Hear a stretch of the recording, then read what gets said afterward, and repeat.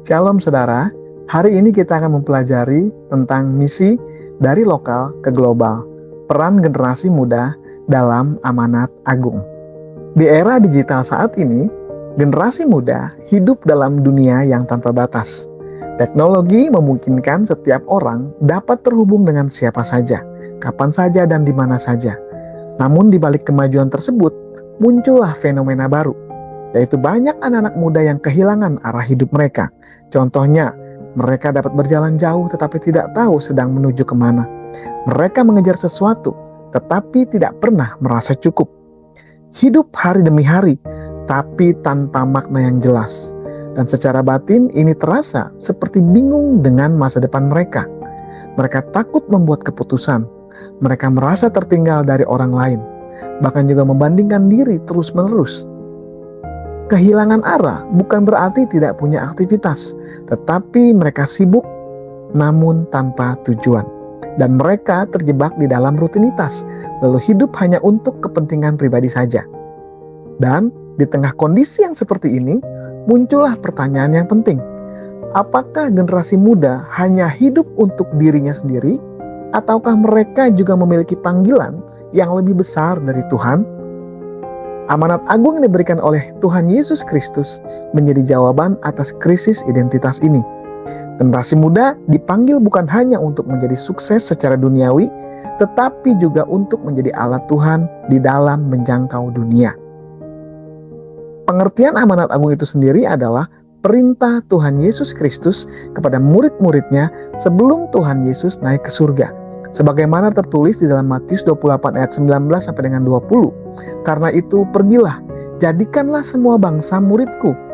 Perintah ini bersifat secara universal dan berlaku bagi semua orang percaya, termasuk juga untuk generasi muda.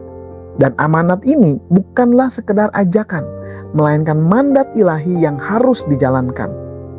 Namun realitanya, generasi muda saat ini menghadapi berbagai macam tantangan, antara lain, 1. Individualisme yang tinggi. Banyak yang lebih fokus pada diri sendiri daripada orang lain.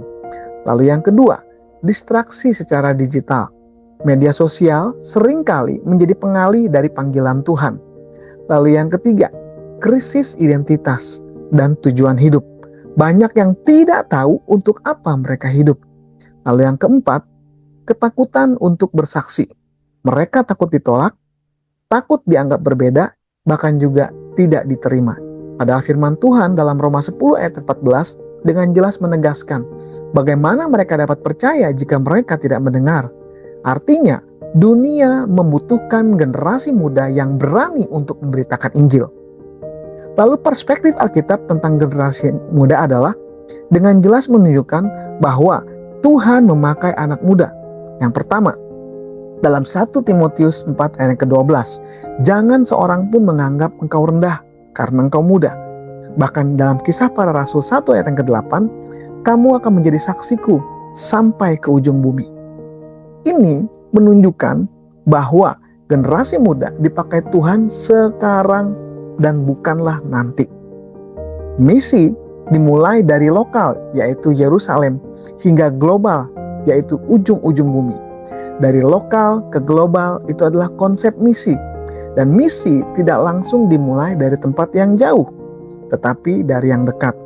Lokal yaitu keluargamu, temanmu, kampusmu, dan juga gerejamu. Regional adalah kotamu dan komunitasmu. Global adalah bangsa-bangsa dan juga dunia digital. Bahkan di era sekarang, global tidak selalu berarti pergi ke luar negeri. Melalui media sosial, satu postingan bisa menjangkau banyak orang dari berbagai negara. Di sini berarti generasi muda memiliki peluang terbesar dalam sejarah untuk menjalankan amanat agung. Lalu bagaimana generasi muda menjadi pelaku misi? Agar generasi muda tidak hanya menjadi penonton, tetapi menjadi pelaku misi, ada beberapa langkah praktis. Yang pertama, bangunlah hubunganmu dengan Tuhan. Doa dan firman adalah dasar dari kekuatan rohani. Dalam Yeremia 17 ayat yang ke-7 mengatakan, diberkatilah orang yang mengandalkan Tuhan. Lalu yang kedua, mulailah dari hal yang sederhana. Bersaksilah kepada teman-temanmu tunjukkanlah kasih-Mu di dalam tindakan-tindakan yang kecil. Lalu yang ketiga, gunakanlah media sosial untuk Tuhan. Buatlah konten-konten positif, renungan, kesaksian, dan juga firman Tuhan yang dapat menjangkau banyak jiwa. Lalu yang keempat, hiduplah menjadi teladan. Matius 5 ayat ke-16 mengatakan, hendaklah terangmu bercahaya di depan orang. Dan yang kelima, andalkanlah Roh Kudus. Zakaria 4 ayat yang ke-6 mengatakan, bukan dengan kekuatan sendiri, tetapi dengan Rohku. Generasi muda yang dikasihi Tuhan, hari ini kita dihadapkan pada dua pilihan. Hidup untuk diri sendiri atau hidup untuk tujuan Tuhan. Tuhan tidak mencari yang paling hebat. Tuhan juga tidak mencari yang paling sempurna. Tetapi Tuhan mencari yang bersedia.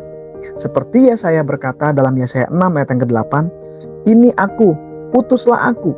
Dan hari ini Tuhan juga bertanya kepada kita, maukah kamu pergi?